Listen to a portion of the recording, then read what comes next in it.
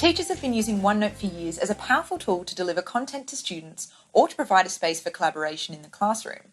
With Office 365 and the OneNote Class Creator, teachers can now quickly create a notebook for their class with different section groups that have different functions and privacy levels.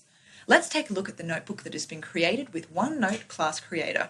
As you can see, there is a section called Content Library. This is where I can put information and virtual handouts for my students. I, the teacher, have full edit rights. My students, though, have read-only access to this group. This means they can see everything and they can copy pages or information, but they can't make any changes.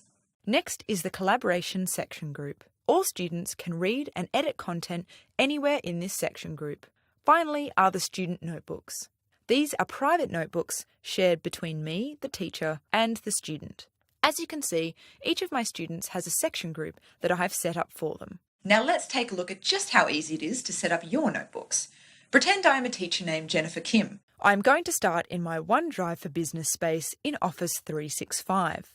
From here, I just click the settings icon and go to the site contents. As you can see, my IT admin has made OneNote Class Notebook Creator available to me. Once it loads, I have three choices. I'm going to select Create a Class Notebook. Along the left side, you can see the 6 steps I will go through as I create this notebook. I'm going to call it Kim 5th Grade and click Next. My next choice is to either keep the default names of the Content Library and Collaboration space, or I can rename them by clicking this hyperlink. Here is where I'm going to copy and paste in my class roster.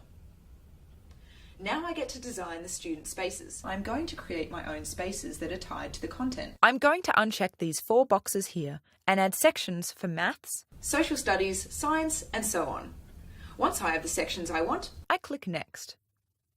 Finally, I see a quick preview that shows me each of the section groups that will be created. If I like what I see, I click Create.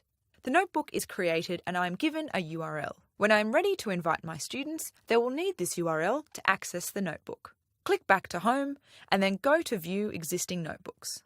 I can tap the notebook to have it open in OneNote and then I can start adding content. When new students arrive throughout the year, I can add them easily using the tool. Plus, you can now add multiple teachers to the class notebook.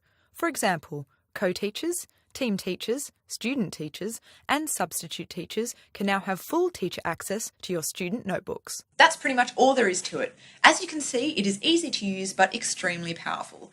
Now you will have your class notebook set up in no time at all and can dive into the content with your students.